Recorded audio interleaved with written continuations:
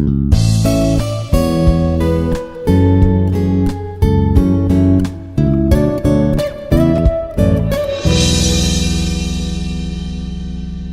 dear viewers. My name is Dr. John Mohmad Pandit, Assistant Professor at the Department of English, Institute of Aeronautical Engineering, Hyderabad.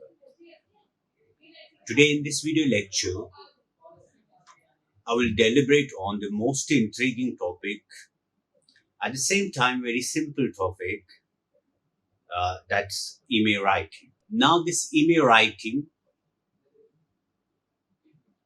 although it's very simple, but at sometimes it proves to be very intriguing while writing an email. This electronic mail, commonly known as email, it is the most prominent form of communication. In fact, you can say that it's the widely form of communication today. This electronic mail or email, it has many advantages over other forms of communication. That's why people prefer to this form of communication. For example, it's very easy to handle. It's very fast. In fact, it's very easy to use. And here we can deliver our message that too within picoseconds. And the best part of this email is that it's in digital format. And with suitable coding methods, email can be used to send any kind of computer file, including pictures, sounds, programs, and movies. Here, it's a most preferable form of communication because here we not only send message, here we can attach, for example, computer files, we can attach pictures, we can attach soundtracks or programs or movies. That's why it's the most preferable form of communication. And one more thing is that it's the most easiest and the most basic messaging resource on the internet. That's why people prefer this form of communication or other forms of communication. Now, before we see how we write or what are the different formats for email writing, we will look at its features. Now, the first one is that it's faster and more secure. It's faster, as I told you, that here we can send our message. Here we can send a message to any part of this world, and that too within picoseconds. That means within no time. And at the same time, it's much more secure than other forms of communication. For example, our traditional way of communication, that's correspondences or letters. It's more secure than the other forms of communication. That's why people often prefer these emails or other forms of communication. And the second one is it requires less physical effort to edit and send a letter of communication. Here, it demands very less physical effort when it comes to editing. Because here, email, we can easily edit it, we can easily mold it, we can easily edit it to form the new one. That's why people prefer this form of communication over the other forms of communication. The next one is, unlike communication by telephone, email does not require the attention of both parties at the same time. That's the very importance of this email. For example, when we communicate over a phone, uh, it demands this telephonic conversation or the telephonic communication. It demands that both the speaker or the listener they must be present at the same time. But that's not the case with email. Here, email does not require the attention of both parties at the same time. That is, it's not important, it's not necessary that both the sender and the receiver should be present simultaneously. That means at the same time. Now, the next one is the need of email. Email has become important and integral part of for the people who are living away or who have someone far away. For different persons, the reasons are different to us using email. Now, this email, this is the most important integral part for those people who are living apart or who are living away from each other. This is the means through which they can communicate with each other. And there can be the different reasons why people use these emails. For example, the first one is email ensures faster and easy delivery of message as long as email address is correct. If your email address is correct, then um, it's clear that we can send our message faster and in a very easy way. That's why we say an email ensures faster and easier delivery of message. And the second one is it provides timestamp proof of an interaction.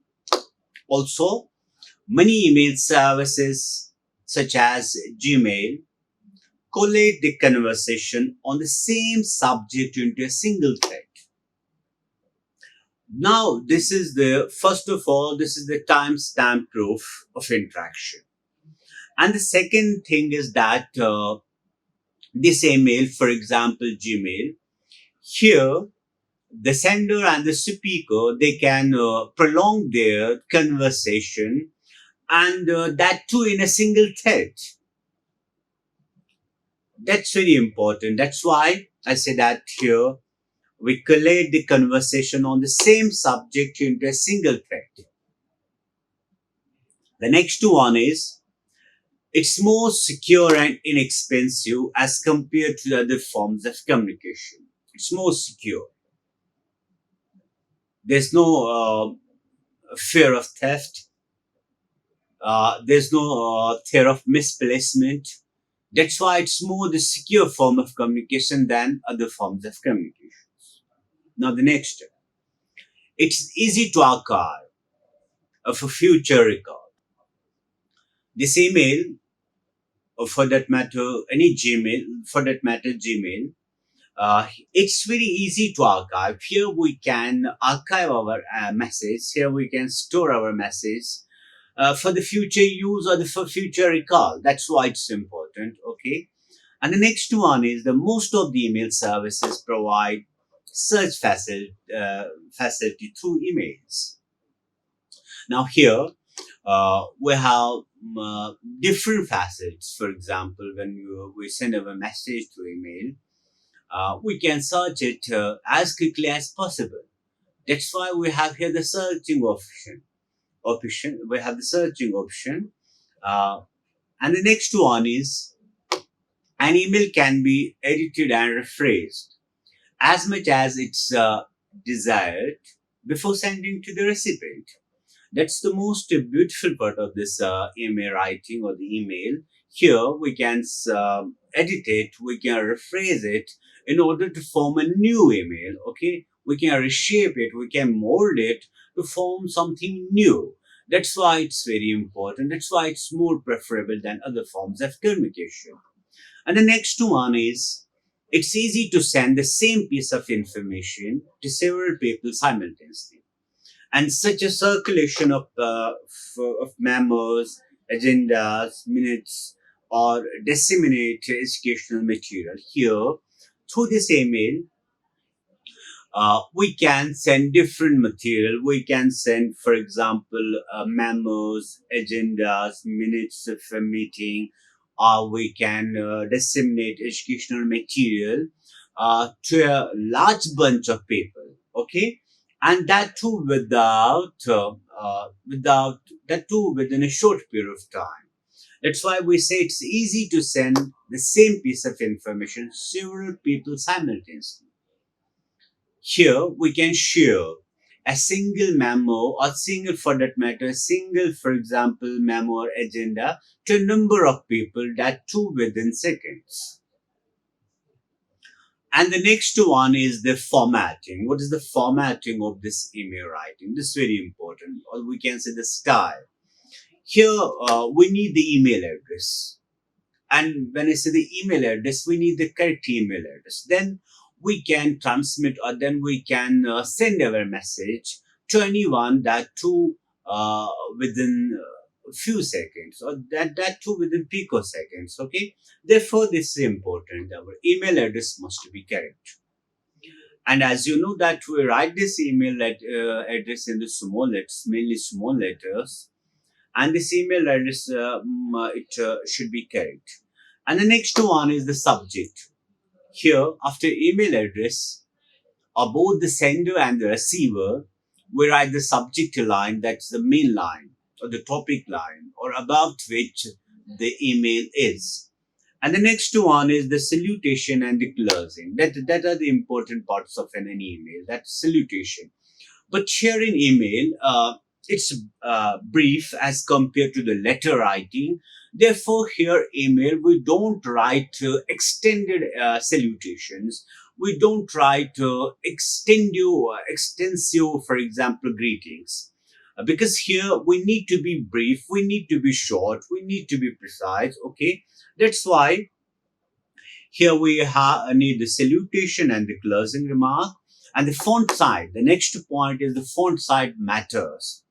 Here we need to maintain the good font size so that the recipient can easily understand the text, so that the recipient can decipher or decode the text.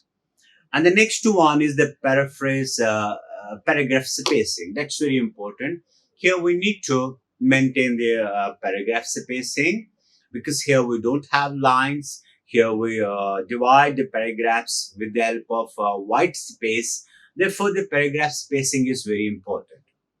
And then the last point is the signature. We put the signature, and then we put the signature.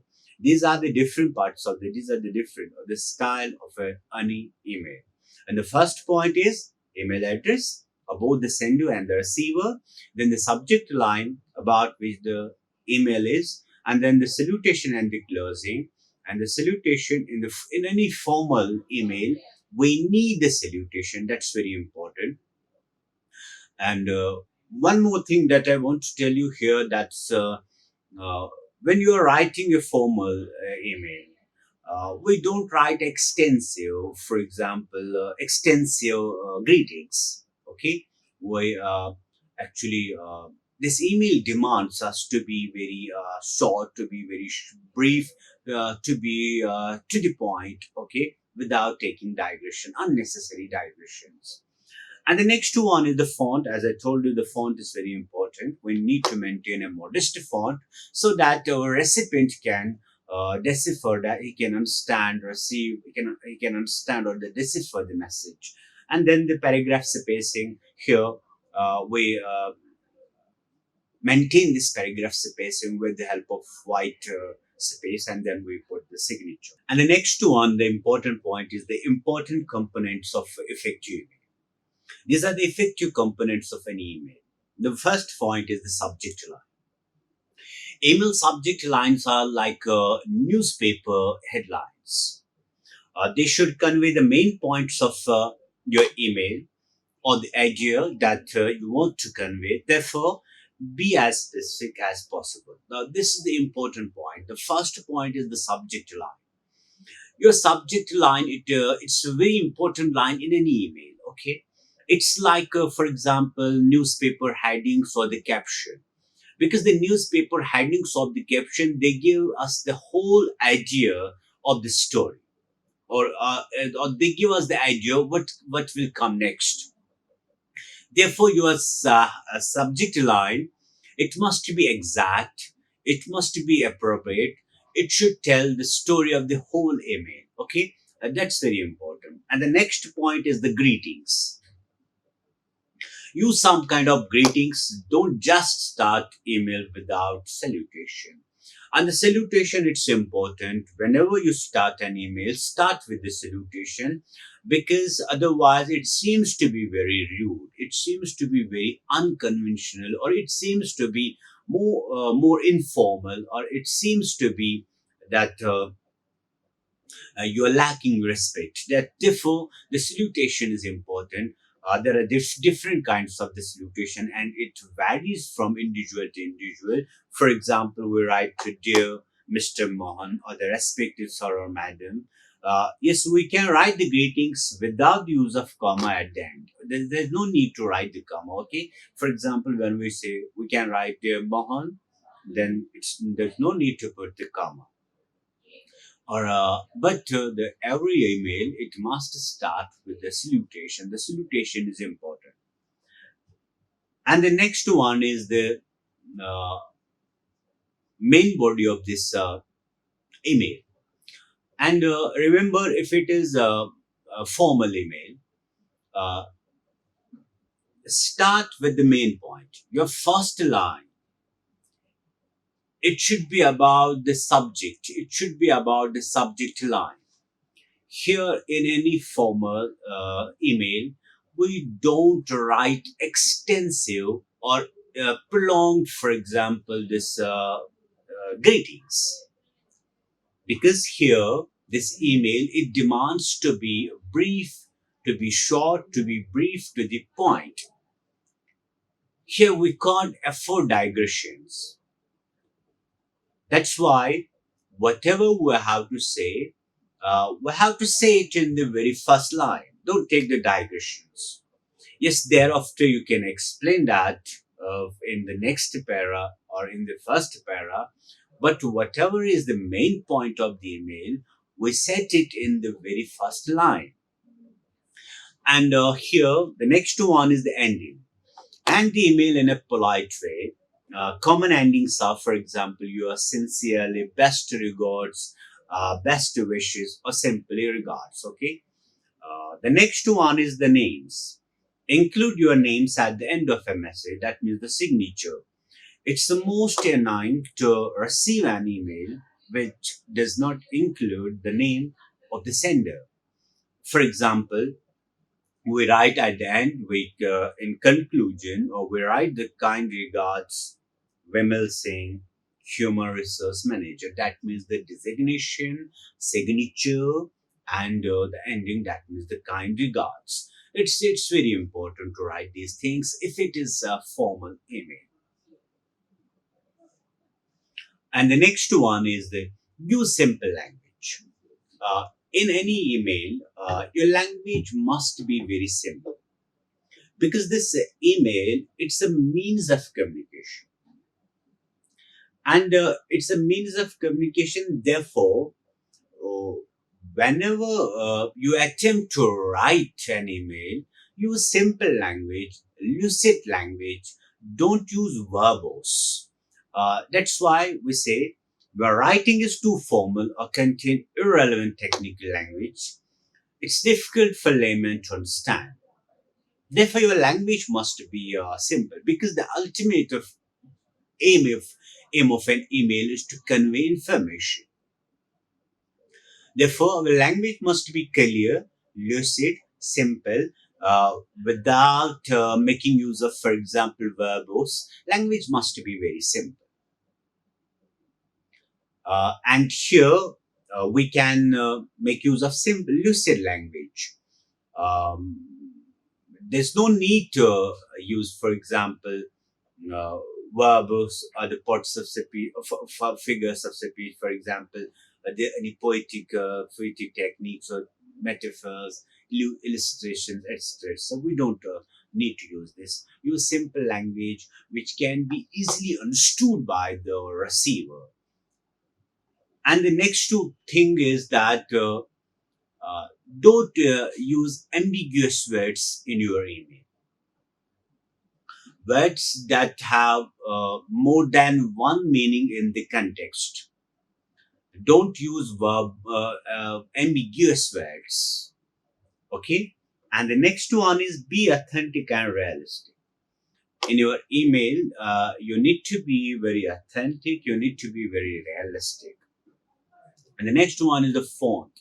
The font size, it matters. Fonts that are too small or too large make a reader not to read the email as well. Therefore, our font size, it must be neither too large nor too small. It must be modest so that our reader can understand the message or the text of the message. The next one is be aware of your fonts. Don't bold the entire email. Use easy to read fonts and use a standard size. Now here, in email, we can bold our important points, but it's not good to write a whole email in bold letters. We can bold some main points, or we can write some main points in bold, but don't write whole email in bold letters. And the next one is the closing remark. Before you end your email, it's polite to thank your reader as well as add some courteous closing remark. For example, thank you for your patience and cooperation. Thank you for your consideration. If you have any questions or concerns, don't hesitate to let me know. I look forward to hearing from you. These are the different phrases, these are the different expressions which we can use at the end of any email. Like, uh, thank you for your patience and cooperation. Thank you for your consideration. And these expressions actually they make you very courteous. They make you very courteous. They make you very respectable. Therefore, we should end our emails with phrases like these. Now, the next one is the sending email. Now, the opening and the closing. How we can open our email and how we can close our email. Now, look at the first one. We will see the opening phrase. These are the different opening phrases which we can use while writing an email. Our first one is in reply to your email. For example, we often write this expression in business emails. In business emails, we often write in reply to your email. Or, for example, the second one, thank you for your email on May 14th concerning. Here we can write like this. Or the next one is thank you for your email. We can write this. Is we can start our email with these expressions. Now look at the closing expressions. The first one is please contact me again if you need any information. When we write such expressions, uh, it encourages our recipient to contact us once again or to may continue this conversation, this correspondence. That's why we say that please contact me again if you need any information, or you can write, if I can be of any further assistance, please do contact me, or let me know if you need anything, or I look forward to hearing from you. These are the different expressions which we can use, which we can employ while closing our email. Okay, the next one are tips for writing more effective emails. And the first one is think about your message before you write. Before attempting to write an email, we need to ponder over the subject. We need to ponder over or think over what to write and what not to write. We should not start our email writing in haste. Here, the first, decide the purpose of your email. and what outcome you expect from your communication. And the next one is reflect on the tone of your message. That's very important. When you are communicating via email, your words are not supported by gestures, voice inflections, or other killers. So it may be easier for someone to misread your tone. Therefore, the tone is very important because here, while writing an email or while communicating through an email, uh, your words, they are not supported by your non-verbal cues like gestures, postures, facial expression, or the tone of your voice. Therefore, you can compensate these things when you adopt your modest tone. That's very important. Now, the next one is strive for clarity and conciseness of your writing. Here, miscommunication can occur if an email is unclear, disorganized, or too long or complex for readers to follow. Here, the important thing is that your email must be clear. There must be clarity in your email. That's why I told you don't use ambiguous words or the words that have pun. Use a simple phrase or use the simple words because here the ultimate of email is to communicate, to transfer message or to send a message to the receiver. Therefore, miscommunication can occur if any email is unclear, disorganized. Okay, disorganized means that in email you have to put things in a logical order. The order, there must be a logical order. It should not be haphazard. It should not be written in the haphazard manner. Here we can, for example, give or write information in a very logical order. The order is very important. And avoid complex structures. Use simple structures because at times when we use the complex structures, it gives rise to confusion. It gives rise to miscommunication. And the next one is the use paragraphs. Here in email, we should use different paragraphs. As you know, the single paragraph conveys a single idea. Here we can, if we use different paragraphs, we can't mix up the ideas. Here we can put our ideas in a very chronological order. That's very important. That's why we suggest to use different paragraphs, separate thoughts in a paragraphs. If you have many unrelated points or questions, if you have many points to say or many points to write, then you can use the paragraphs. Okay, because each paragraph will contain a single idea. Here you can use the many paragraphs to convey the different ideas. The next one is now finally state the desired outcome at the end of your message. Format your message so that it's easy to read. Use white space to visually separate paragraphs into the separate blocks of the text. As I told you that there must be the proper spacing in any format. Okay, and we can put this space between paragraphs uh, with the white space or the white block. Okay, the next one. Bullet important points, important details so that they are easy to pick up. This is the very important. And we often write these bullet points in business communication.